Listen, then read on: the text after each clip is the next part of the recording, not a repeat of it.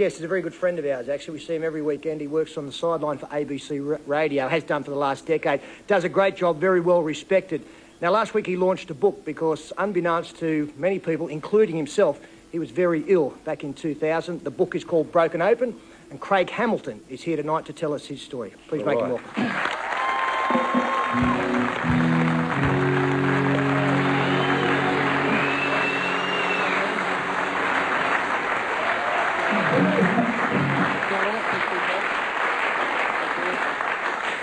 Now, Craig, we know you well. You're one of the most down-to-earth, easygoing blokes we've ever met.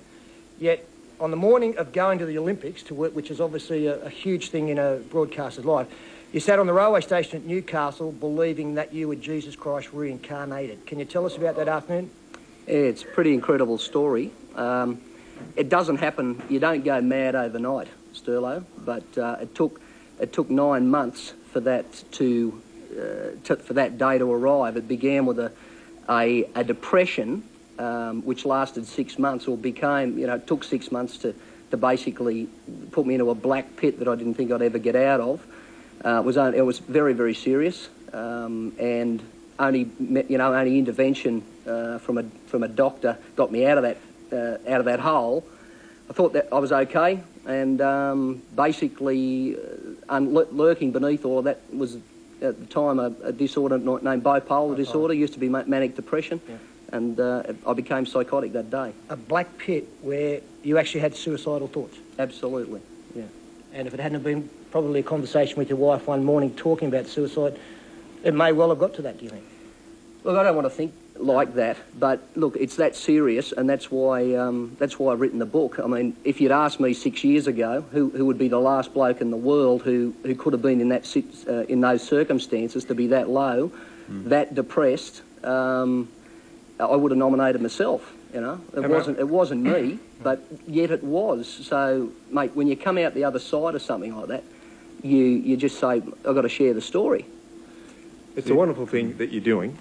How's it been received? How has your family received it? How have you received it so far with the book and coming open?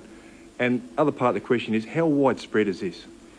Look, I've got no idea, Chief, how widespread it is. All I know is that in the community that we live in, mental illness and depression is very much still hidden, because the more I do publicly on this subject, that's why I did 60 Minutes, that's why I've done this book. People come up and they say, mate, I've been there, or my father's been there, or my brother's been there. Mate, it is far more widespread than we think.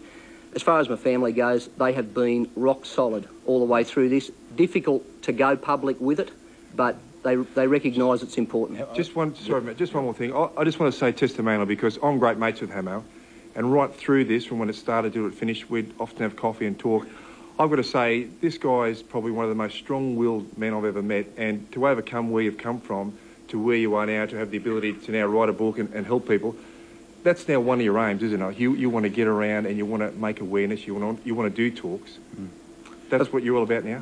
Well, look, I want to keep doing what I'm doing. I mean, I love my job, but this is a new direction, I suppose, where if you can help someone, if you can help someone else, you should.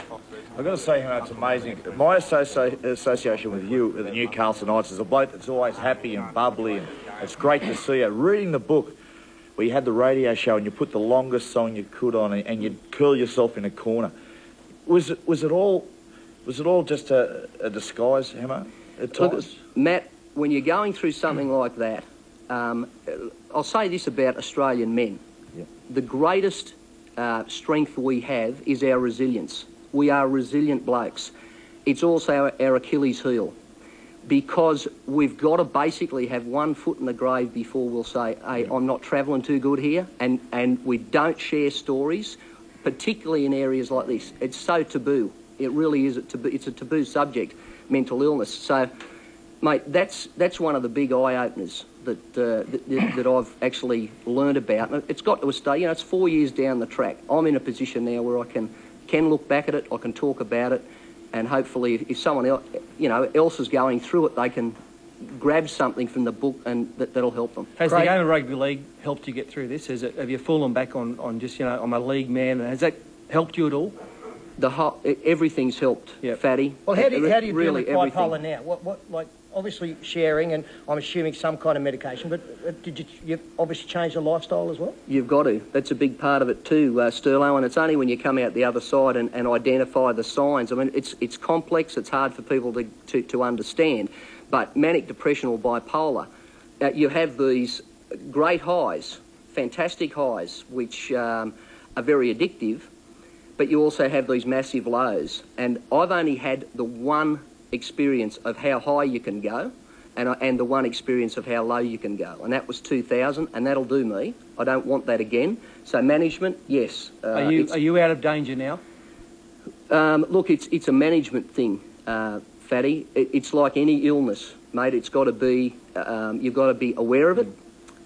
You can't be complacent about it, but with a good lifestyle, good medication and a good doctor, mate, you can function and you can live great. My life's never been better than it is right now.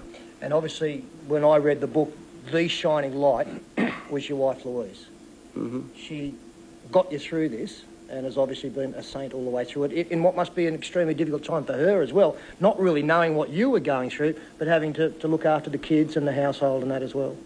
Well, I said in the book that she saved my life, and you know, I mean that. She did. I mean, literally, to stay. That's so many families who go through something like this, they break up. It just scatters you everywhere, and you know, I've had great support everywhere, mate, everywhere. To your credit, you opened up and you shared, and you're right about Australian men.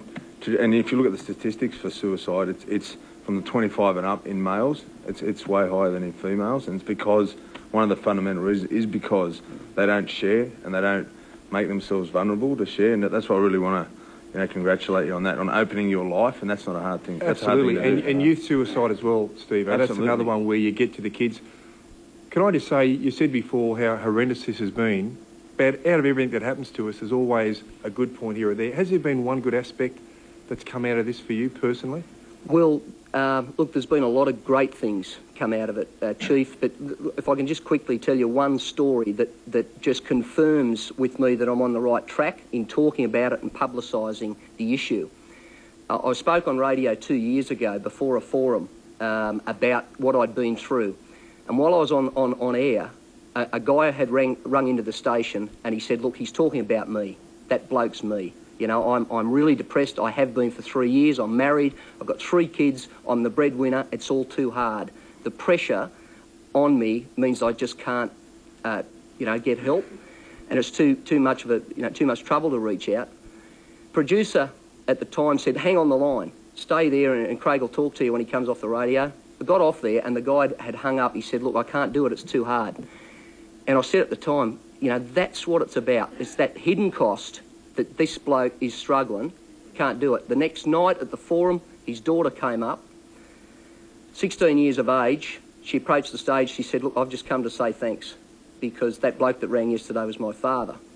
And now my mother knows that he's battling, and all us kids know that he's doing it tough, and we're getting him some help. And I said, that'll do me. Well,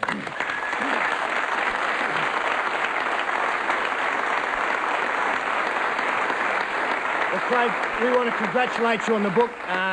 It is a gripping book. It's not a happy book, but it's about bipolar. It tells you all about it.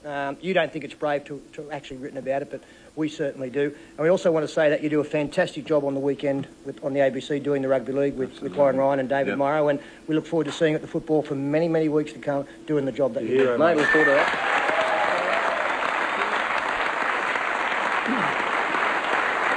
Craig Hamilton, probably not known to a lot of the general public, but I'll tell you, all of us in the rugby league industry know him and love him. He's a great man. So thanks for coming on, Craig.